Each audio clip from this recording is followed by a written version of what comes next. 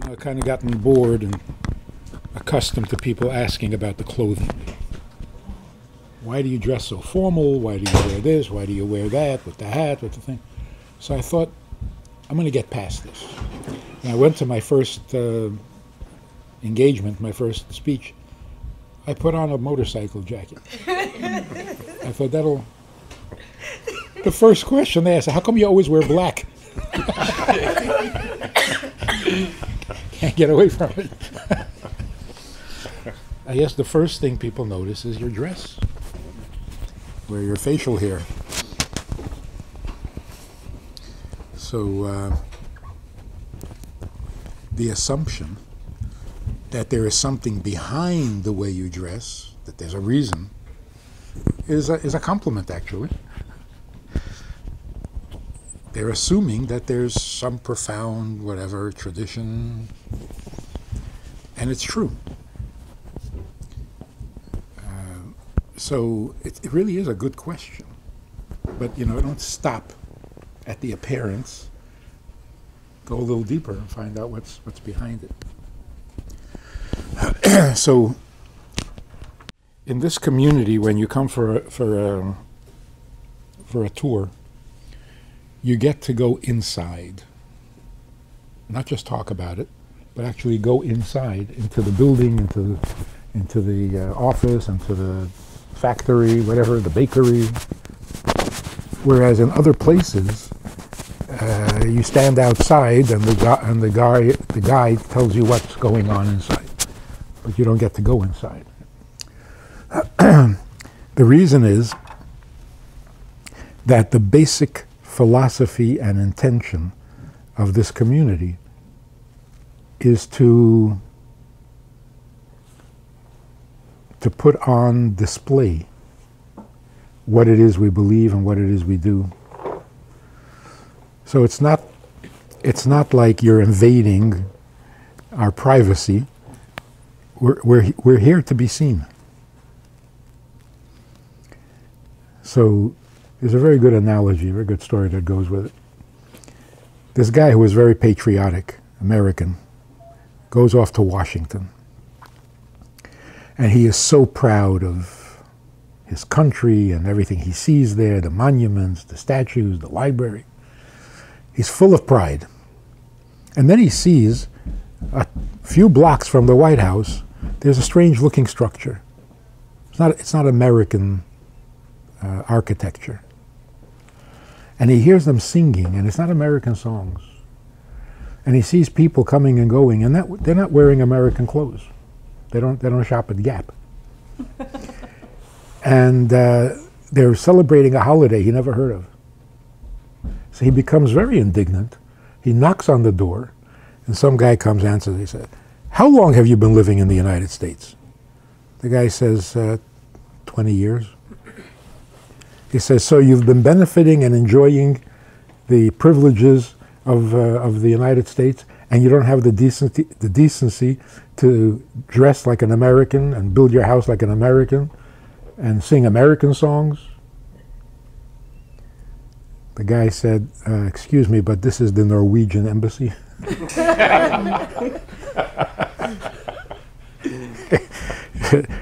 Our purpose in being here is to show you how we live in Norway. If I start to dress like you and sing your songs, I'll get fired. I'll lose my job. So we see ourselves, and the entire Jewish people really, as ambassadors. We're here so that the world can see how we live according to the commandments of the Bible and what our tradition has always been for 3,000 years. So we're supposed to be transparent. If we hide, or if we change our ways, who are we representing? We lose our job. We'll be unemployed after 3,000 years. That's terrible. So the community really is open, and we exist to be open. It's a full-time job. So here's what we're representing. What happened at Sinai? It's a very fundamental question because it all began there. The Ten Commandments, everything, right? What exactly happened at Mount Sinai? We call it a revelation. What was revealed? Well, we got the Ten Commandments. Well, the Ten Commandments were not a secret. What was revealed? What new thing came from Mount Sinai? So, when Adam and Eve were created, they were given 6 commandments.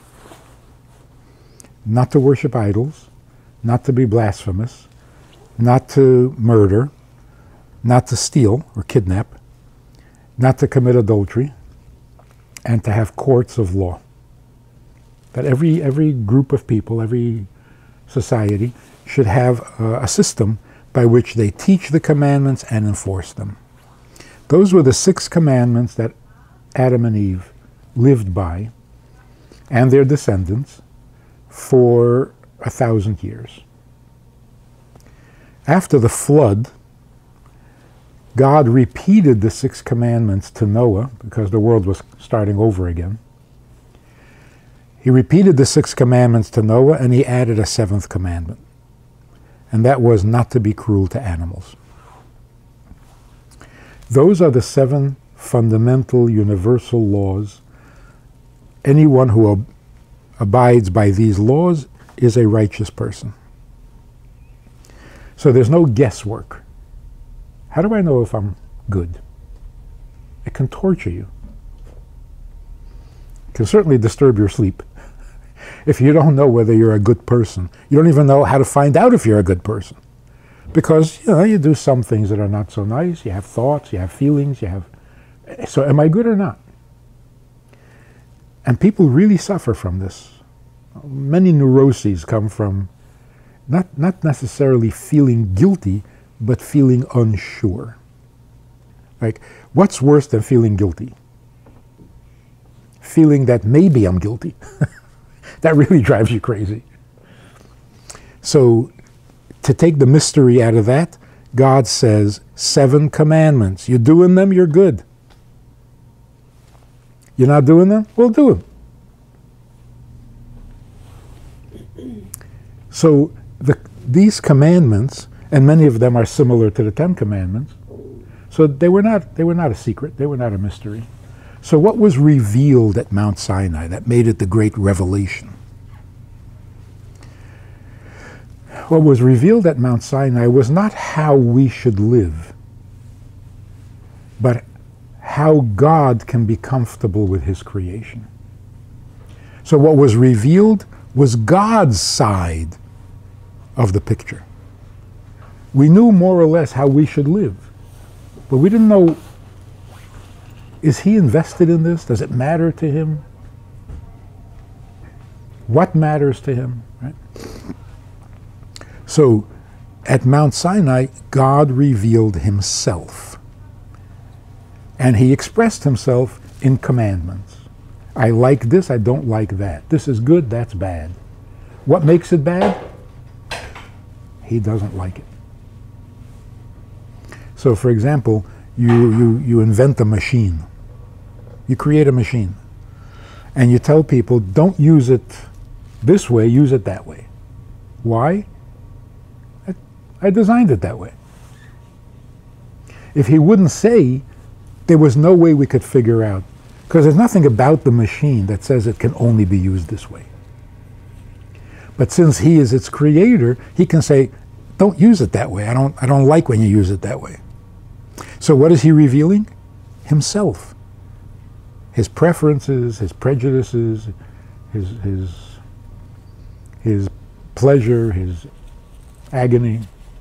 So he revealed himself, which means that from the time of Mount Sinai, even if you're doing something as simple as not being cruel to an animal, you have to be aware that it is important to God that you not be cruel to an animal. Which is very different from, don't be cruel to the animal because the animal doesn't like it. So look at the difference. If you're doing it because the animal doesn't like it, then whose commandment are you following? The animal's commandment. I don't like that. Oh, okay, I won't do that. But you realize that who gave that commandment? God did. Which means it's more important to him than to the animal. Hypothetically, if an animal says, I don't mind if you abuse me, then are you allowed? No, because it's not the animal's commandment, it's God's commandment. And the same thing with all interactions between human beings. You can't kidnap people. You can't rape people. You can't abuse people. Why? Because people have rights. Nope. That's dangerous. Because if people have rights, can they waive their rights? Can they say, I like being abused? No, they can't. Because it's God's commandment. And I guess God cares more about you than you care about yourself. So even if you want to do something bad to yourself, you can't. So what was revealed at Mount Sinai, like for example, honor your father and mother. Well, whose commandment is that? Mostly your mother. Right? Who demands that you honor your mother? God says, no, no, no. As much as your mother needs your honor, I need you to honor her more. So I'm coming down to Mount Sinai to tell you, it's not just your mother, it's me. So if your mother says, I don't mind.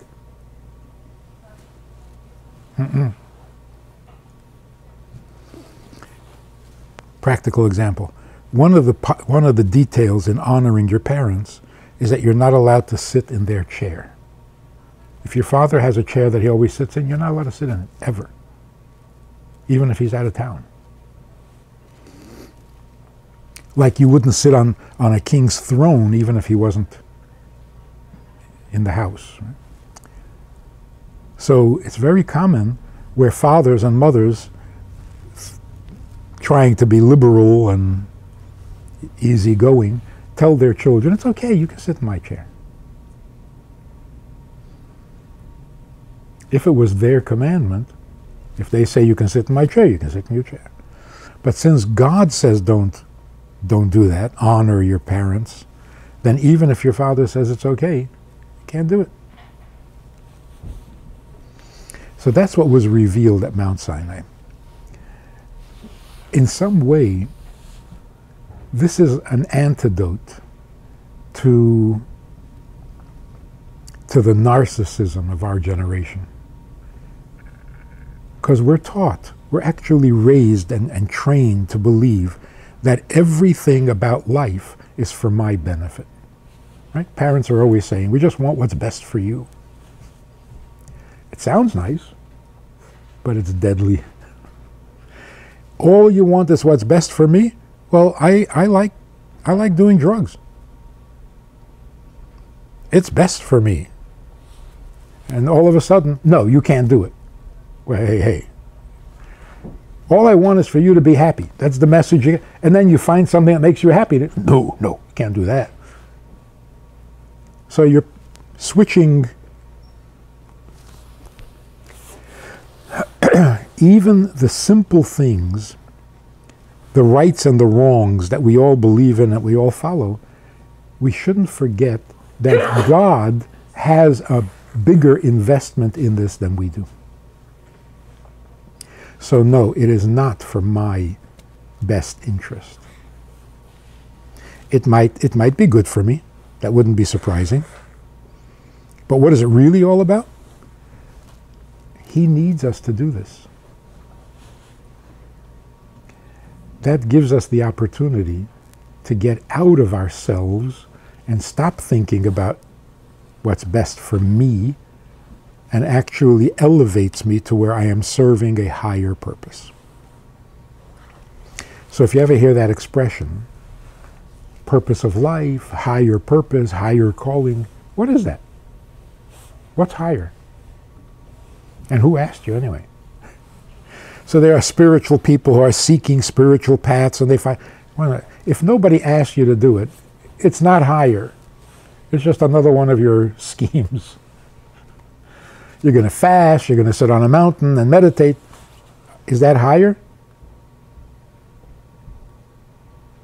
Or is it better to have a job and make some money to support your family? How do we know? So, at Mount Sinai, God told us, you want to live your own life as a private citizen and just do what's best for you? Good luck. Go for it. You want to know what's higher? God says, what's higher is getting the investment I made in creation. If we can make the world the kind of world that He wants, now you're serving His purpose.